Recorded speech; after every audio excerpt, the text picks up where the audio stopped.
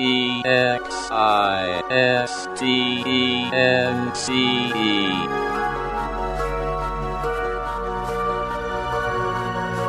a world filled with conflict, in a universe comprised of differences, there's one thing that absolutely everything shares in common. We all exist. Including two guys named Jack and Michael, who like to chat about that very thing over a good cup of coffee. Let's pay them a visit, shall we? Existence Brewing.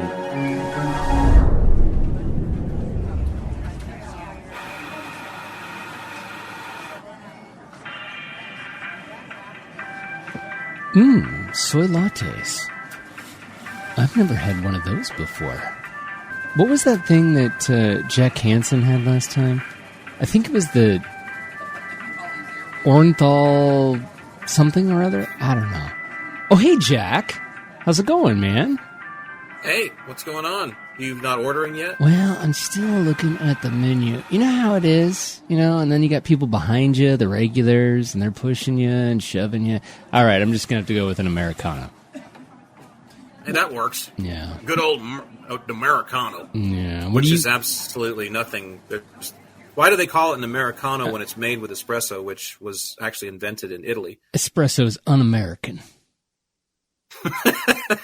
Yeah, I've seen the flag right next to the "Don't Tread on Me's" too. Espresso is un-American. So. What are you going to have today? I think for $12 a pop, it's getting a little un-American. That's for sure. I'd rather pay Canadian for it. They say bacon makes everything better. So look at this, triple bacon maple bar latte they have. You just go with that, right? Good luck fitting that into your Stanley. Anything will fit into the Stanley. So I was on my way to what's been going on? Well, I was just actually catching up on some light reading. You know how they have that cork board in the back near the men's bathroom? Yeah, and there was a whole bunch of flyers on there. Oh, that's the men's bathroom? Oh, jeez. Yeah. I better get my side straight. Like in those seafood restaurants where it says buoys and gulls. And you just can't figure out. It is a little misleading. I guess, the monsieur is the men's bathroom, so you have to go in that side, not the madame. So I'm just glad they took down the signs that said Grande and Vente, because that was really so confusing. So confusing. And so humbling too to have to go in the Grande bathroom instead, or the short. They should do it that way actually on the men's side. All right, so you're looking at the board. So I'm looking at the board, and have you ever thought about taking up falconry? Yes, I actually have. Seriously? And the reason why is because it's an ancient Kazakhstani art form. Like Really? They still do it there. Like there are professional falconers in Kazakhstan still to this day. And in several of the Stan nations actually, like Uzbeka and Tajika, and seriously, falconry is an actual thing there. You can look in the yellow pages, like in Dushanbe, and falconer. Oh, here we go. And there's the falconers there. So there'll be like 10 guys. And what do you use them for? Like, do they come to your house and get rodents, or what would be the purpose of the services of falconer? Probably just to look like as cool as shit at your brother's wedding or something like that. Think about it. Big gloves. Michael, if you think about showing up to that brother who you've always, been really jealous of, show up to his wedding with a frickin', falcon sitting on your wrist. Talons. Feeding it pistachios and macadamia nuts from a gloved hand, an iron gloved hand. That's going to get some people's attention. You're going home with somebody. I don't know who, but your chances are good. Well, yeah. So I was looking at this Robert Kennedy Jr. and I guess RFK Jr. is he's a falconer. Oh, is he really? Yeah, and that's where I saw it first. And so I was thinking, oh man, extreme hobbies. So once you get the falcon on your hands, then what do? You teach it tricks, or is that all you do? Just get it on your hand? Teach it to fetch a beer for you, yeah. That's probably what they do with falconry in America. Have that thing grab me a cold one. So. Or he could probably open the beer for you. Yeah, right. It is beak. Well, I know it's funny. Falconry just came up in something I was looking at a few weeks ago, and they were talking about how in ancient times it was one of those hobbies, for lack of a better term, that you had to be exceedingly wealthy in order to partake in, because it takes years apparently to get down right, to make the falcon fully trained to, again, do these things for you or become one with you, like Mark Singer from Beastmaster or whatever the deal is with the falconry. But it's interesting this should come up because I did just see it mentioned along with a litany of other things that in ancient times you knew someone was wealthy if they ... It's kind of like, the old, you're a redneck when the whole Jeff Foxworthy thing that he squeezed way too much out of to try to, sell books and stuff. Apparently you knew someone was very well to do back in those days if they, and then here's the list, and falconry was on that list. So what I'd like to know is can you do this with like a kestrel or like a hawk, or can you do it with other large raptors or medium-sized raptors, or does it have to be a falcon? Falcons are actually small raptors by and large. So right, and I would imagine that there's probably certain breeds of birds that are better for falconry than others. I don't know. I just thought it was interesting. So yeah, I grabbed a flyer for you. So here it is, and they say that you get 10% off membership fee. So hey, good luck for you. Great, 20% off for anybody that actually drives a Ford Falcon. When do they stop making those? Like 65? So the other thing I was looking at I was just reading in this newspaper that it was this week, 96 years ago, that the BBC declared that there was no news. Have you heard about this? They declared there was no news 96 years ago? They declared that there was no news. And this the most peaceful day in modern history, 96 years ago this week. That's right. It was actually April 18th, 1930. And the BBC comes on the air for their broadcast, and they say nothing newsworthy occurred. And then they went back to the regular programming. They just announced, "Good evening. Today is Good Friday. There is no news." And it kind of got me thinking, like, why would they do that? So I was digging into it a little bit more. Of course, historyfacts.com is where we got this story. And it was kind of an unexpected thing, obviously, because you would expect to hear some news from the BBC. And in reality, it was actually quite a notable newsworthy day, as there were some nationalist rebels that had conducted a raid on British forces in India, which at the time was part of the British Empire, but communication lines were cut during the attack, which made it impossible for the BBC to be aware of the news. And under the impression that there was no major headlines that day, the network just decided that, they just would fill the time. Which kind of then leads you to believe that, should you really have a news organization so tightly wound to your government? And that was kind of a thought. The BBC is obviously funded by the British people. But, for all honesty, it really is just kind of like a PR arm of the British government, right? Well, that's the problem when the television and radio stations are government-owned, is then it's just the propagandist wing of the government. Yeah. But then, of course, if you live in a society like where the radio stations and television stations are private enterprises, then all they are is just a middleman for the propaganda for the government, and they have to pay more for it because they do their business through sponsorships and things like that. I stand corrected from what I said a few episodes back, too, about, at least in theory, based on what the BBC said about these uncertain times, because apparently, at least for a while, thanks to the rebellious forces in India that cut the power lines for a while and nobody knew what had happened that day, April 18, 90 years ago, we actually did have a moment in human history where things weren't uncertain. Yeah, you go. Now we live in these uncertain times. I'm still just like, and of course, working in the news business myself, to me, that sounds like something you come on the air and say if, like, the overnight guy hadn't done anything that that day. That's like right. you get to work at 6 a to do the news, and it's just like, where in the hell was Roger? He wasn't here, damn it. And so you just take to the air and say, oh, there was nothing noteworthy. Very C-3PO and very Anthony Williams. Yes. Like, nothing noteworthy happened today. Everybody's had a fine day out there, and then you're done. So We will now return to Wagner and the Ring. yeah, that's like NPR news. That's probably what they would say. Yeah. Nothing of significant note occurring at this present hour. We shall keep you informed. And yeah, so. This is fresh air.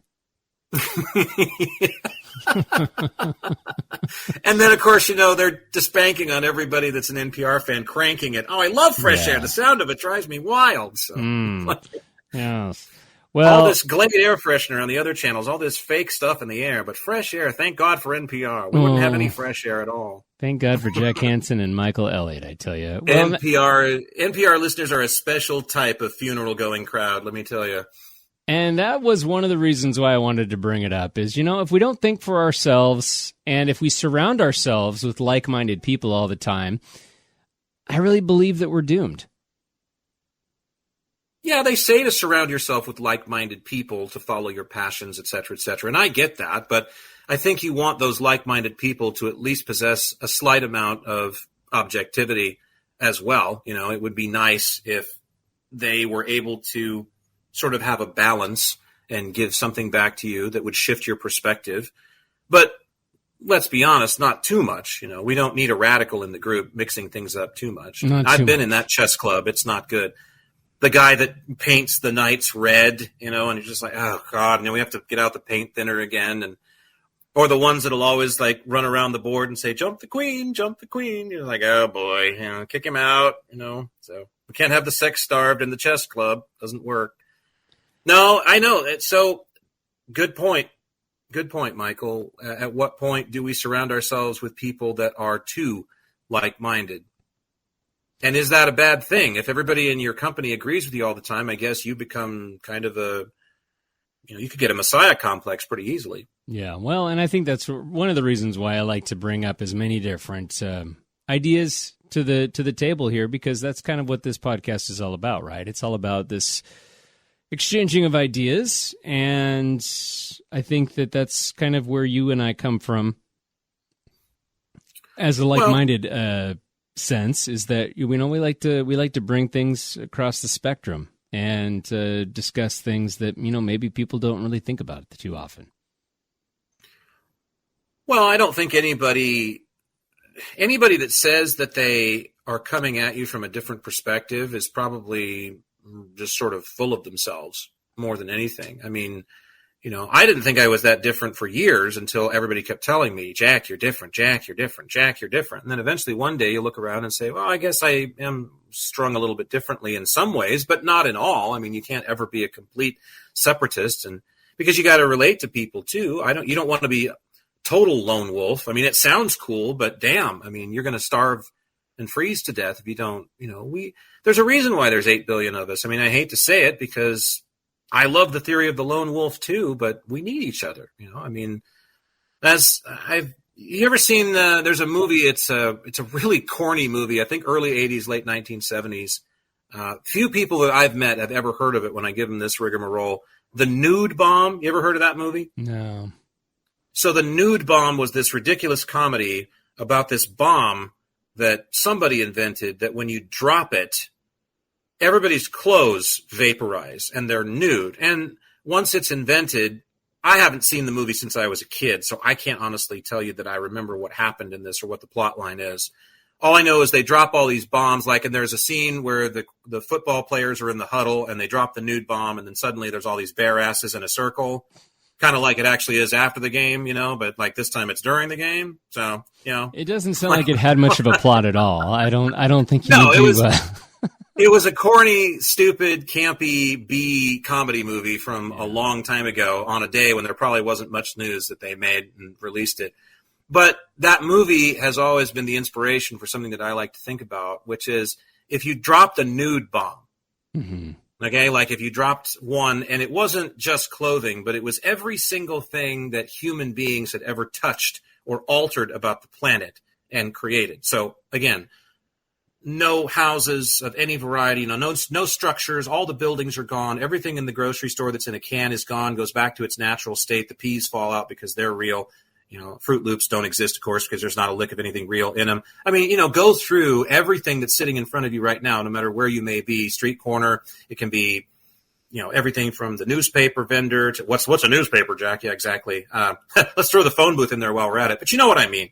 Mm-hmm. Your cell phone certainly evaporates, So drop a nude bomb that doesn't just take away sartorial items. It takes away everything that human beings have ever taken from the earth and altered, because that's the only way we get anything. Remember, too, by the way, all of this material is provided for us, and then we may think that plastic cell phone cases and bedazzled Gucci sneakers that cost $7,000, we make them out of thin air. We don't. These are natural resources. Everything comes from something that was already here. So if you drop a bomb and take away everything that we've touched and made into something, what are you left with? You're left with yourself and each other. We're left with each other. That's all we're left with here. We're left with Mother Gaia and each other. And that's one of those things I always like to do, those exercises that brings me back into focus a little bit whenever I get too, possessy, I guess. Whenever I get too into material possessions, or I'm worrying about winning the eBay auction too much, or I'm worried about, is this going to go on sale, or did I overpay for that, or I'm a big music guy, so God, they reissued that, and I should have held on to my original copy, or what stuff like that. These games we play.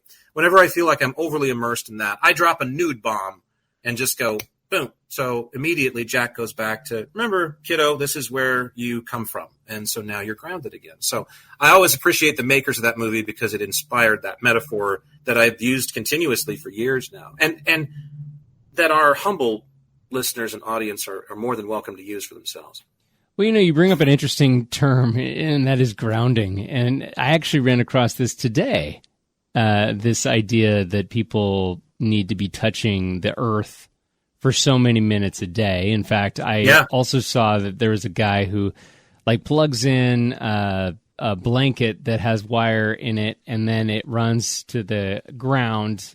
And they were talking about the differences between using the ground in your electrical outlet versus just running a wire out the window and into the ground. Have you ever ran across anybody who does this?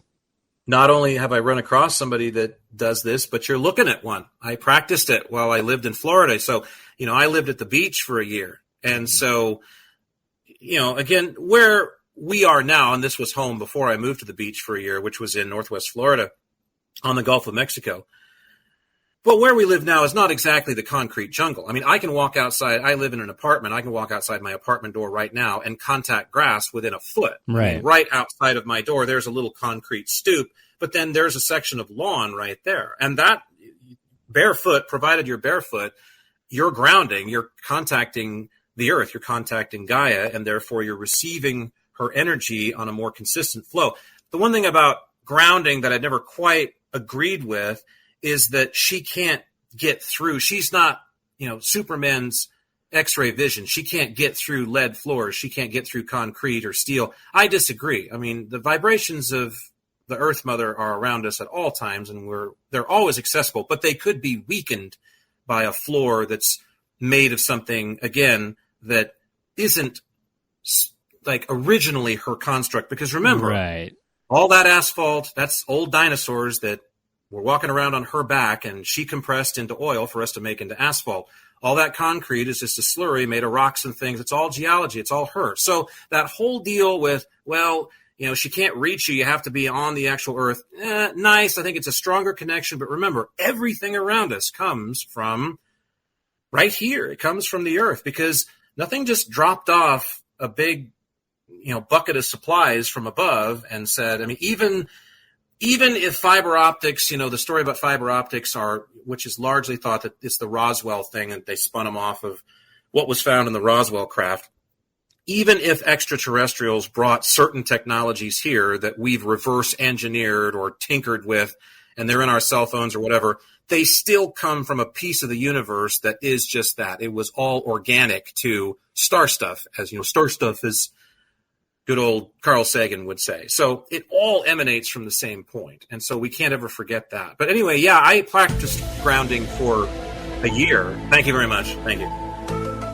I practiced grounding for a year at the beach and walked on it every day. And I even started sun gazing for a while too at the beach. And that's a practice that goes back to the ancient Egyptians, where when the sun rises and it's set over the beach, it's set over the ocean. So I would do it at sunset, not sunrise. But at sunrise or sunset, you're supposed to be able to safely gaze at the sun for about 5 minutes or so while it's rising. It's at the right angle with where you stand on Earth, that it won't like hurt your eyes. You can't do it for very long, and that is supposed to titillate the pineal gland and, basically kind of bring you back to, now we were talking about being grounded with the earth. Now we're talking about being grounded with the sun, which is where she comes from. Because all of this stuff, again, as Carl Sagan said, is star stuff. So yeah, I got into that for a while. Now, can I say that I noticed a remarkable difference immediately?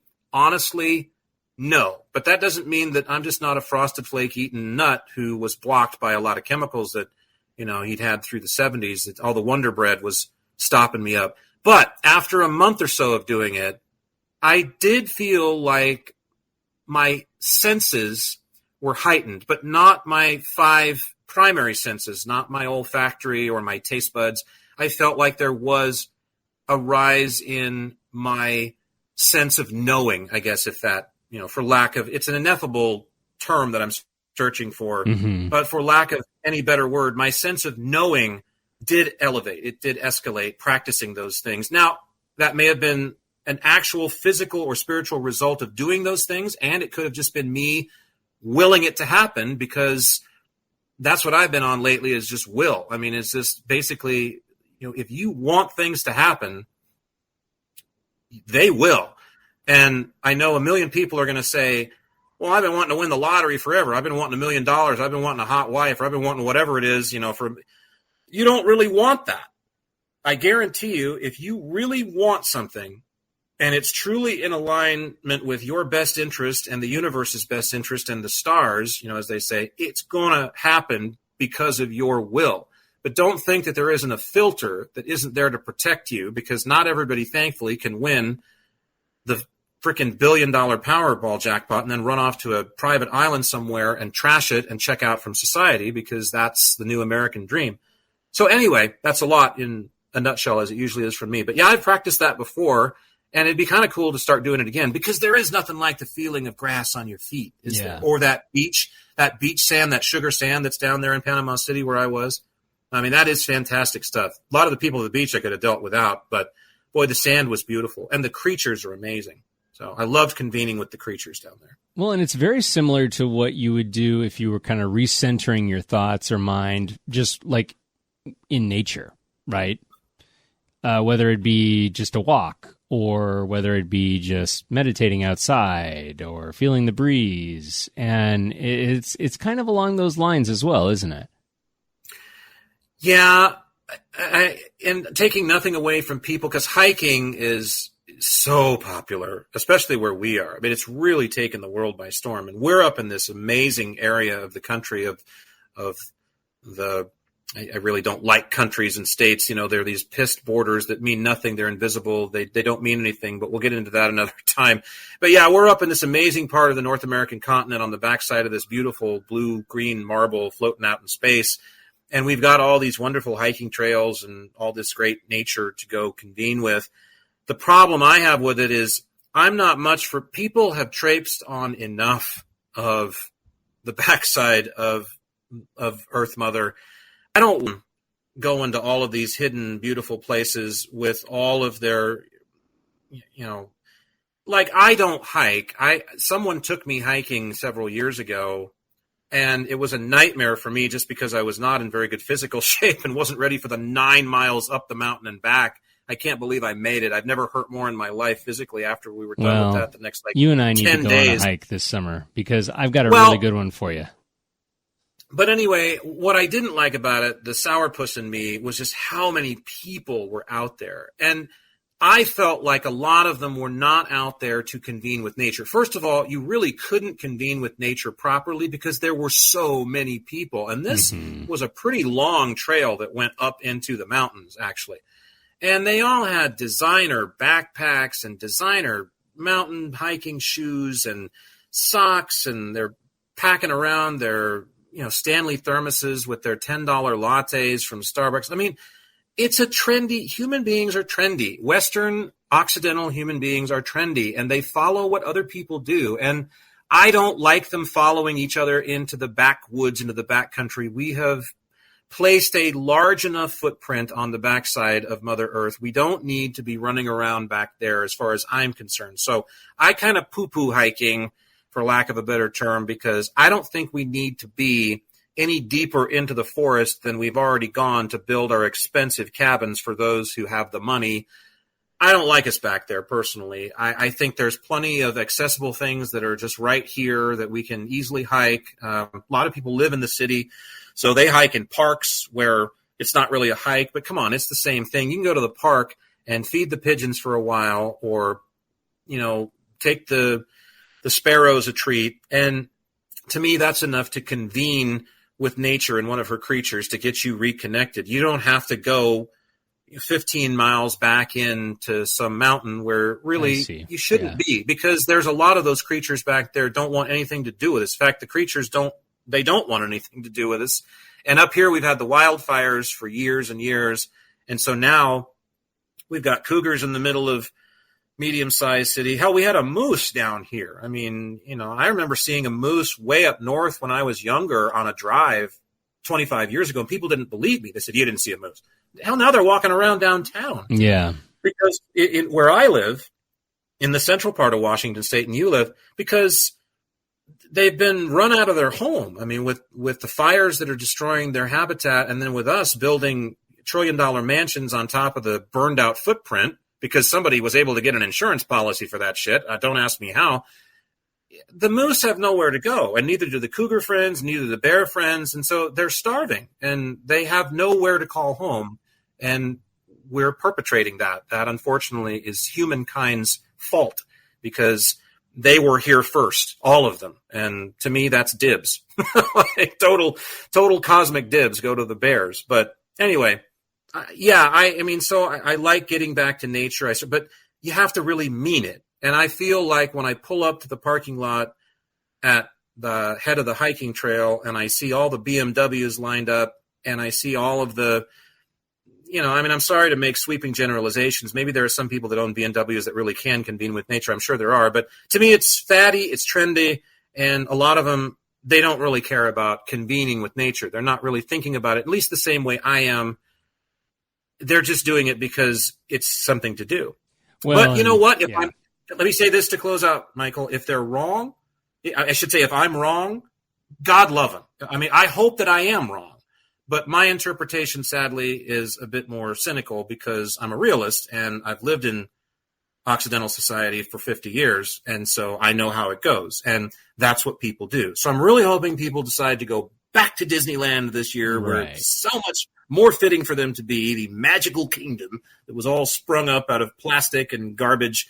And they can walk around there and spend $85 on a hamburger and fries all they want and stay away from something that we've already ruined and despoiled in a lot of ways for our earth friends, our creature friends, because they're hurting right now, man. They're in trouble.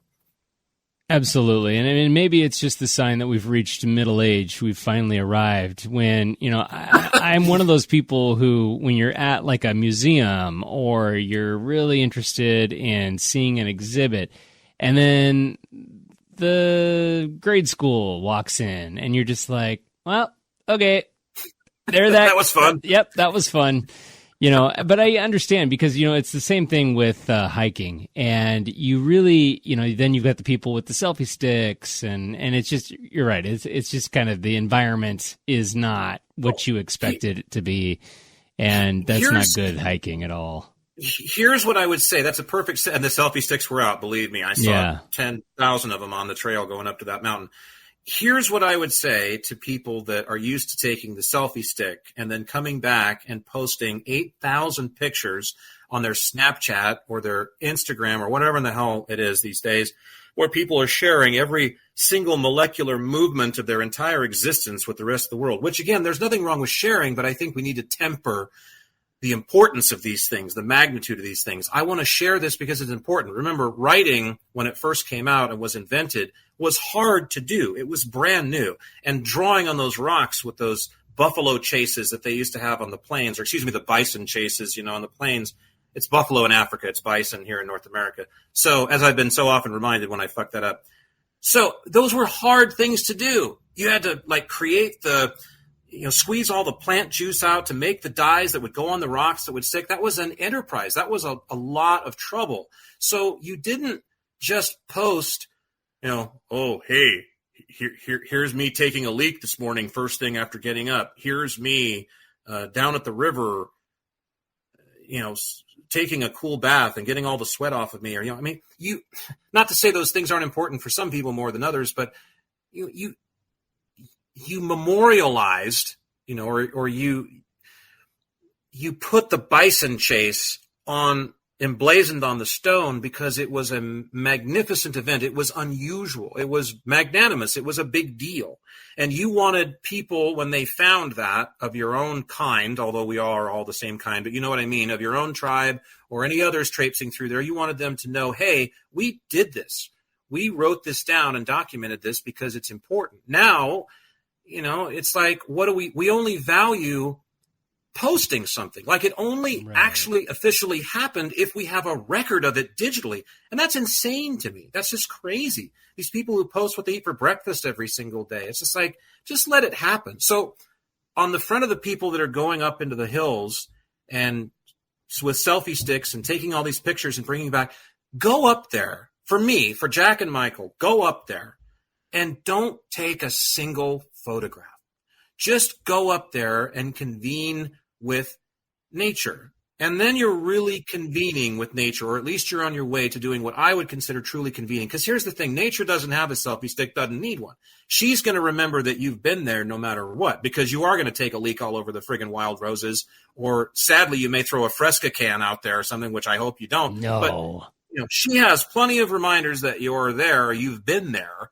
You don't have to write Kilroy was here with your selfie stick to know that, for her to know that you were out there.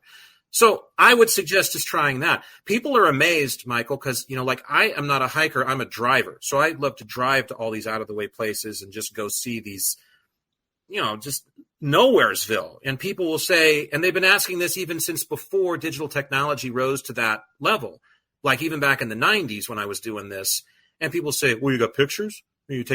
No, I never took a single photograph of any place that I went, because it was the experience that mattered. And the great thing about an experience, and I know I'm preaching to the choir with you and everybody else that's listening, but I'm worried that this may be getting, in some ways, I don't know, more, it may be mitigating over the years, or it might be, it's not the word I'm looking for, but it might be going away. Mm-hmm. It might be getting disturbed a little bit, because I've been to the Grand Canyon, and okay, the first time I went to I've been to the South Rim and the North Rim. And yes, the first time I went to the South Rim, I was 23 years old, and I was with a friend of mine. We were on a buddy trip that happened to take us through Arizona.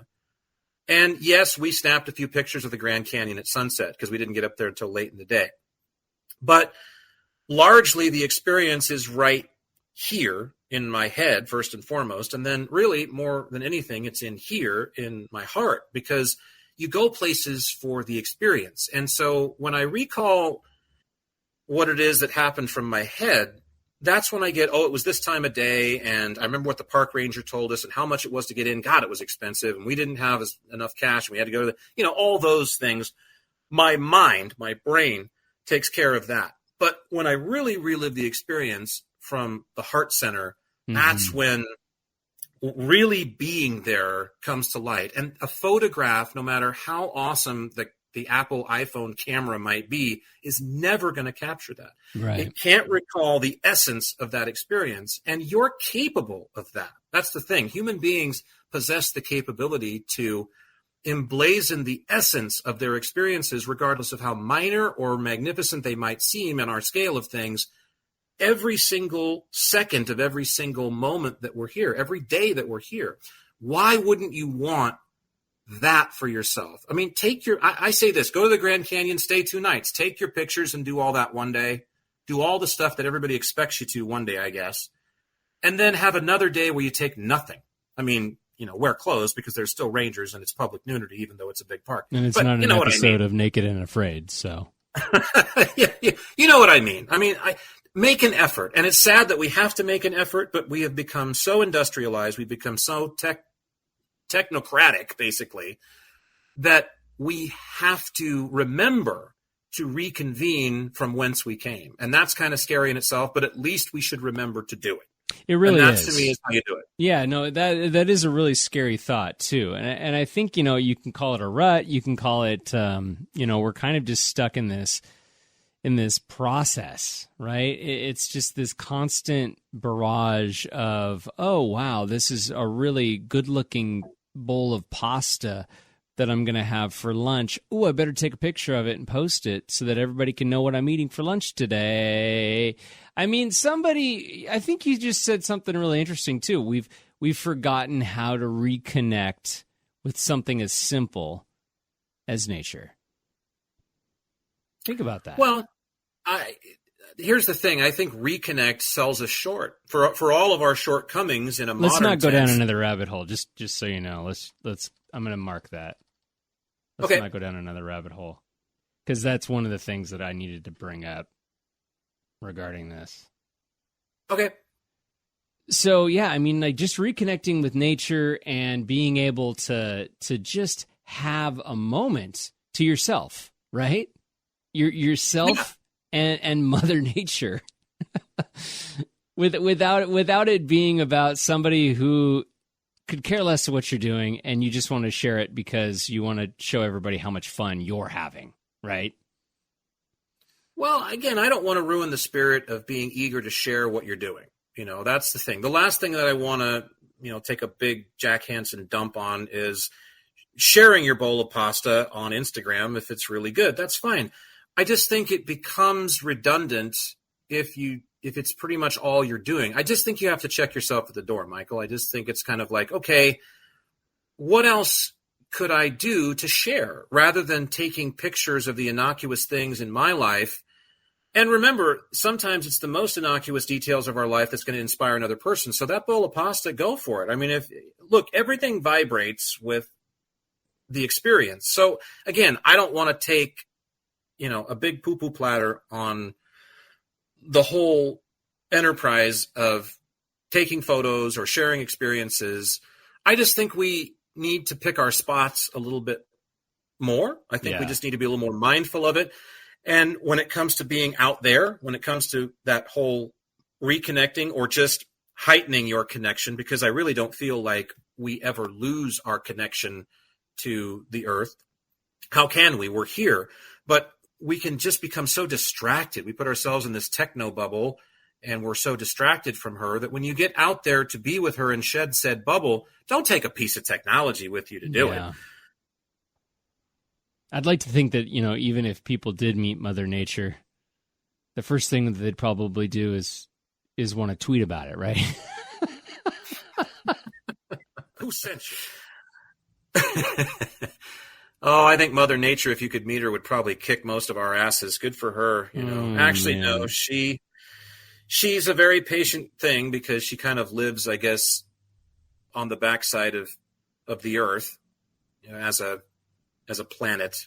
We still don't. That's one of those interesting things, I guess, too. It's kind of a rabbit hole in itself, but we still don't know what's at the core of our earth. We have a theory, but we've only been able to drill into her surface like only 10% of the way down or something really that's amazing, nominal like that. So we really don't know what's at the core of running around on out here. We may never know, but I mean, we do, like all things, we know all things because we're connected to that which knows all, but in a scientific aspect, we haven't figured it out yet. So. Well, and we were just doing some research a few episodes ago on the eclipse, and one of the little facts that I ran across that was kind of interesting was the sunlight that we're actually enjoying right now. It took 8 minutes and 20 seconds to get from the sun to Earth. I mean, just that thought alone, and the sun is what, like millions of miles away from Earth. Yeah. I had no idea even that it was that far away. But yeah, it is kind of an interesting concept. Yeah, I got one. I'll one up you on that front. There are stars in the sky at night that have long since burned out and collapsed into black holes, and we're just now receiving the light from them. You talk about the vast distances. Crazy. So. Well, and yeah, it's kind of like time travel, right? It's kind of the closest thing we can be to time travel. So I'll bring this up because we started talking about the light, and I'm going to ask for, I don't know whether it's your opinion or just throw it out there. Consider this my selfie stick for the podcast this time. So apparently last night, I'm laying there sleeping, and my girlfriend said I started to talk in my sleep, which I don't do a lot. She actually does that a lot more than me. But I start talking in my sleep, and apparently, Jack, Mr. like light worker himself, Mr. Says, "What's so great about the light?" Whoa! Like in my sleep, yeah. So it's just like, I thought you were going to say something about Pam. No, well, that probably came first. So that is what's great about the light too. It brought us Pam, a way to see Pam. So yeah, isn't that weird? I got to thinking because we watched a snippet of like one of the newer Exorcist movies, which her family's a real big fan of, and I was with her family for a while over the weekend. And did you watch the original or the remake? No, it was one of the newer ones, one of the spin-off things. And I don't know. To me, demonic possession is boring to me. It's just like, I loved what George Burns said as God in the movie Oh God with John Denver when he's sitting in the courtroom. He says, the devil you believe, but God you won't. I mean, all the little girl had to do was wet the rug, throw up some pea soup, and boom, she's the devil. Oh, man. It's like, oh, God. Isn't that just so true? I mean, we need such little proof for nefarious agents of a larger variety to be well with us in our world. But benevolency, I'm not going to buy that. There's no fucking way that something that actually loves me is with me at all times, which is so counterintuitive. It's so wrong. Well, I think you're also touching on something like in the subconscious. And I think also, like where are we besides being physically in our chair or in our bed or whatever? I mean, where are we when we dream, right? It kind of opens up this whole idea of there is just this vast universe that we could explore, and we kind of can touch into it. It's that moment right before you fall asleep, right? And I think that's kind of where I'm somebody who talks in my sleep quite a bit. In fact, I used to sleepwalk a lot when I was a kid, and and it was one of those things where I could do things when I was asleep, and then I would wake up and I would be out on the couch, or I would be, getting ready to walk out the garage door and be like, oh, okay, yeah, now I need to go back to bed. But I think there is that kind of moment of consciousness and subconsciousness, and you were probably tapping into that. Well, like I said, I jokingly said maybe that's the hour at which I purge whatever demons have tried to jump on me, and that's what that was some kind of a squeezing of because they, how you'll have some dreams. We all want our dreams to be poignant. We all want them to be of these deeper, great meanings. We all want to be given messages in our dreams, and we are, constantly. But let's face it, a lot of it is garbage in, garbage out. I have dreams that I wake up and just go, what the hell was that? Where in the world did my mind, did my consciousness or whatever that was literally dream up that? That made no sense, and it's not important at all, or I'm choosing to ignore it. Interesting thing, it's kind of stopped now that you brought up dreams, but it was happening consistently there for a while. Just recently, I'm sure I was astral projecting in my sleep, and I've not ever been able to consciously do that. Like, I've not ever been able to go into that state where you can slip out of whatever we call this space and slip into whatever ones are butting up against it. But in my sleep, I'm absolutely sure that was going on because I was visiting other Jacks in other dimensions, for lack of a better term, I guess, for us not knowing again, scientifically, what to call these neighboring existences, I was visiting other versions of myself and either stepping into this person's eyes, mine in another light, quite literally, I guess, for a time and experiencing this, or I was watching as an observer from the side. And it was clearly you. It was clearly me. Even I remember seeing myself in the mirror, even like they'd make a Hollywood movie about a switcheroo or something like that. Yeah. I even remember seeing myself, and in this particular one, I had children, which I don't have in this existence, and it was phenomenal. One of the reasons, though, that I felt like that's what was happening, not only because it felt different than dreams, it was palpable. It was palpable. I mean, yes, I've had some dreams that were, in my opinion, what we would call dreams, and they were palpable, but this was different. But the big thing was I would be exhausted when I would come to. And thankfully it didn't happen when I had to get up and go to work in the morning. These would happen deep in the night, and I'd wake up at 2 a.m. or 3 a.m., witching hour stuff, and just be exhausted after leaping back into my body. And I also felt that sensation, boom, I just leapt back into this version of me, which whatever spark is in me had left for a while, kind of dormant, lying here, just, hoping that the police didn't break the door down or something. I don't know. You worry about what's going to happen to you if you leave your body like that.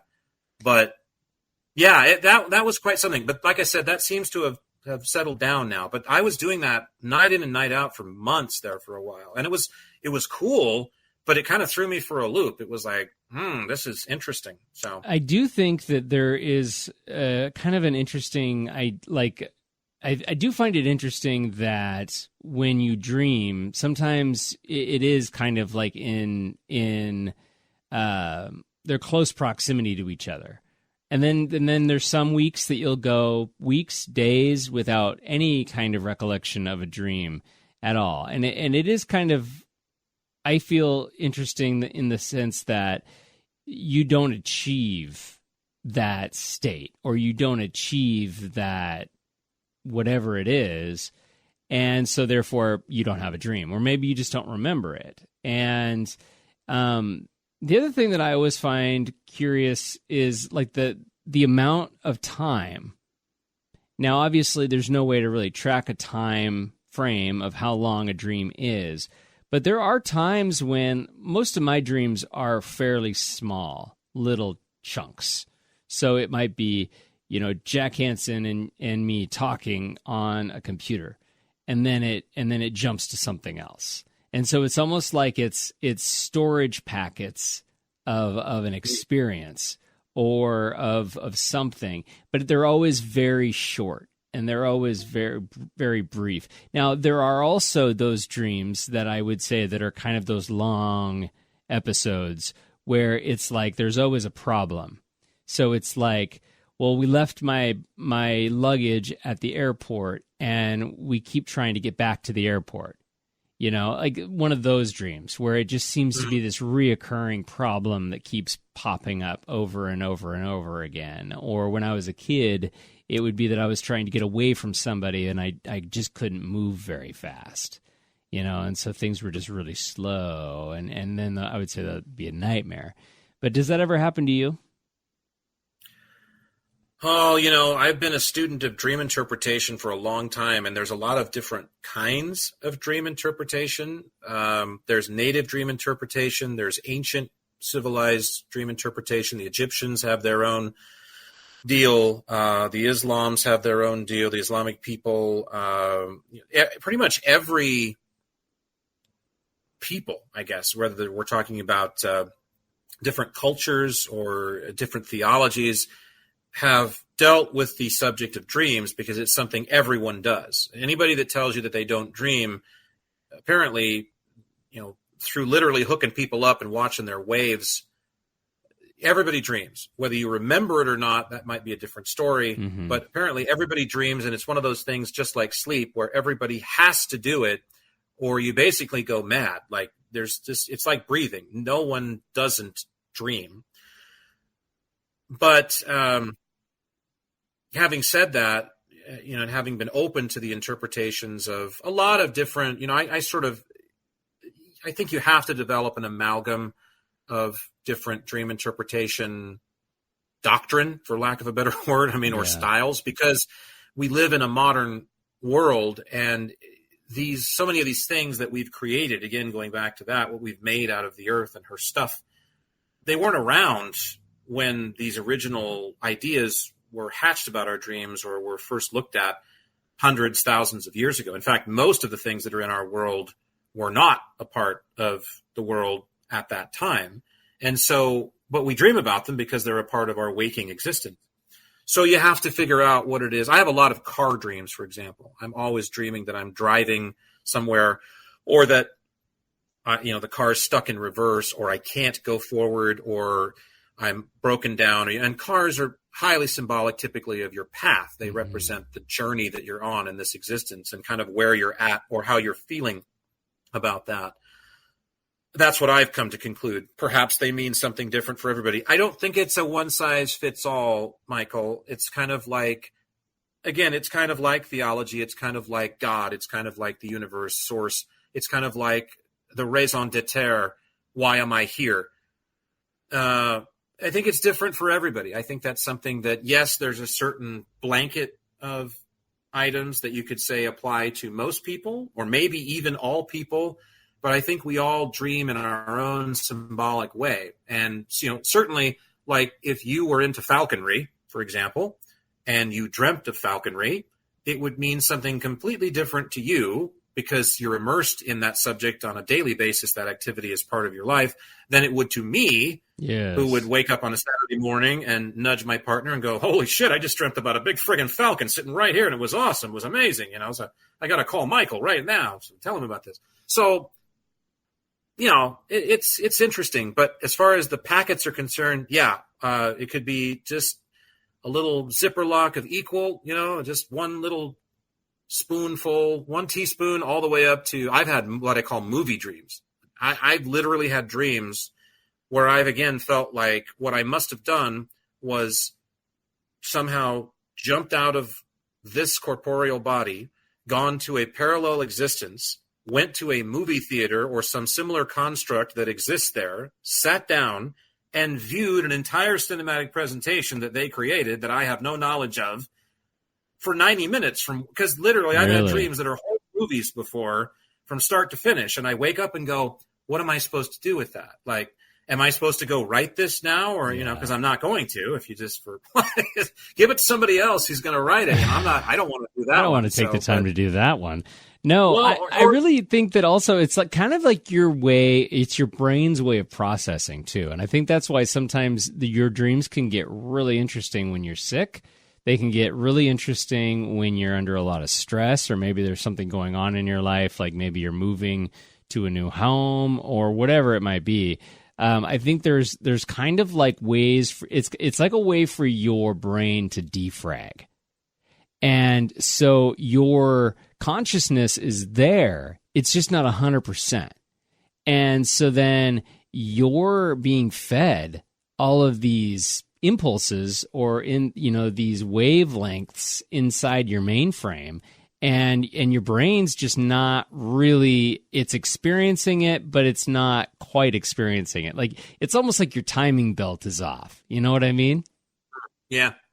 Well, and it also makes me think about the importance of acknowledging what we would call the chemistry of existence, what we would call our physical body, and at least recognizing that while everything is a part of a whole, from our physical to our spiritual, there are separators along the way too. They're not barriers necessarily, but there are things that go on here that don't necessarily transcend to the spiritual realm, and maybe vice versa. I don't know. We'd like to think that spirit can touch us in any way, shape, or form from anywhere, and I like to believe that too.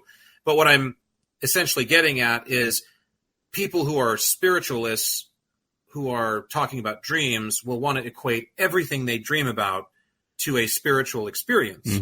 Whereas people who are scientific are talking about more like you are, which is, well, your mind is this incredible computer, this biological computer that needs to defrag. And so it's sending these packets and condensing them and storing them and getting rid of some. And whereas I think it's both. And so I think it's important for the spiritualist who's looking at that defrag process, who may be going through that in their sleep, instead of waking up and going, oh, I had this incredible spiritual dream about defragmentation. I have to write it down because it meant everything. And there was a small pigeon, and then there was also a widget that I picked up, and then we were playing croquet on the lawn, and it all means something. Well, I'm not so sure about that.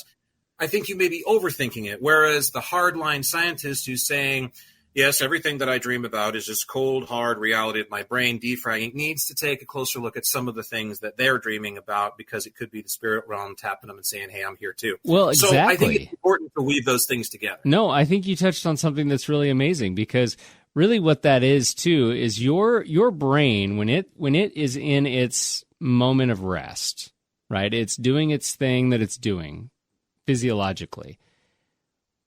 I think also that's a moment when you're the most susceptible and you're the most aware of that spiritual world.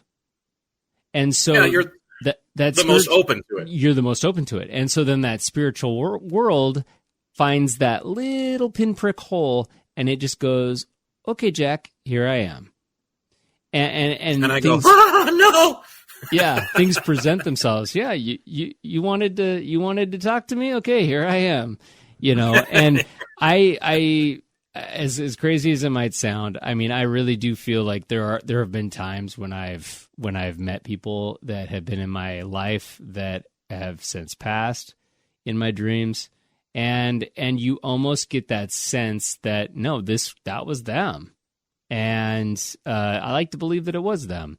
And yeah, so I think, we're almost like now the trick that I've always wanted to achieve is, how can I do that while I'm conscious without slipping into the dream state? How can I tap into that world while I'm conscious? And now I think we're getting into the medium category, right? Because that's essentially what a medium is doing while they're awake. I'm not a medium, so I couldn't tell you. I'm fascinated by psychic phenomenon, and I've been to many over the years, although I have stopped because I think it was time. I mean, I know it was time I'd received enough information, and it was time to let go of that. I felt like there was a time when I needed that, and maybe I even crutched it a little bit. But there is something going on if you're dealing with someone who's not a complete charlatan. And even if you are, in my opinion, humbly, there's still something going on. It's just not full-on legitimate in the way that it's being presented. But mediums and psychics, there is a phenomenon going on, and I'm fascinated by whatever that might be. And I love to be a part of the experience. And I think that was part of it. Wasn't an addiction. It wasn't like I was running out of money in my checkbook and couldn't pay my bills because I was going to psychics all the time.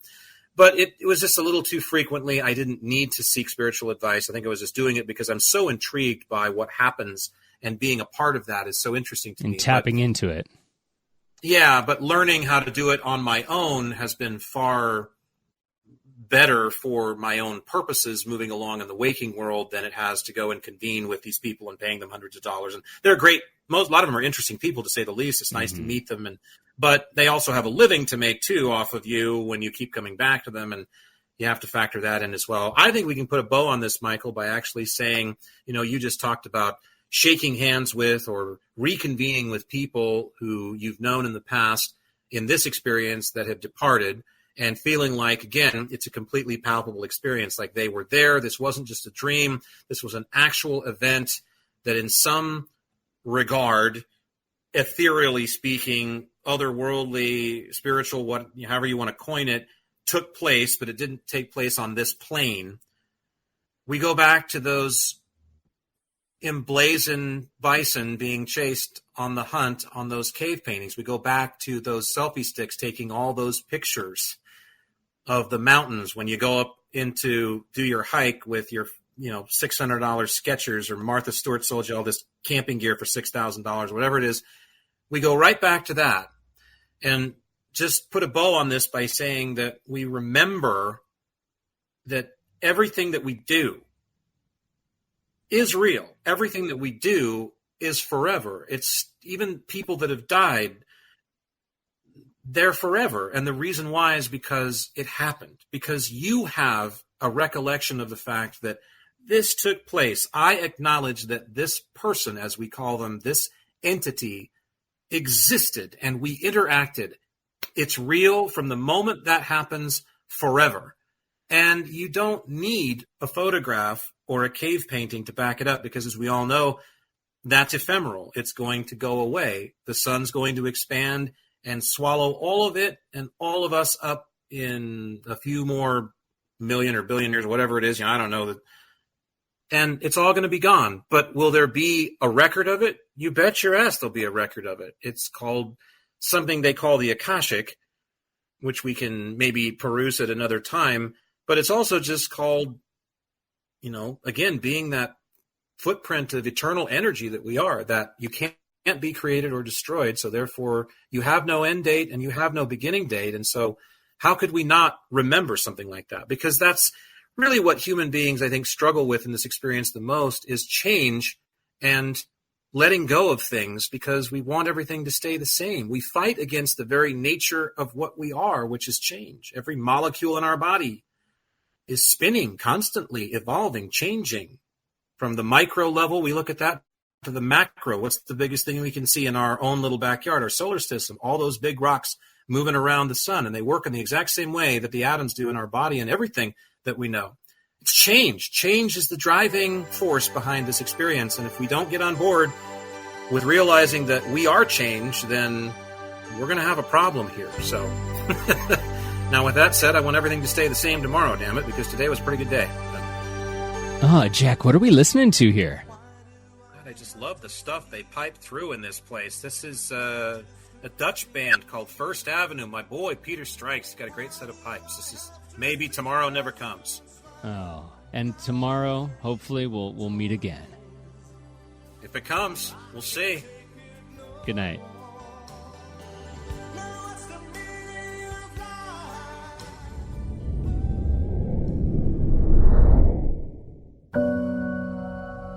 Well, it looks like Jack and Michael have finished up their latest chat about all things existence.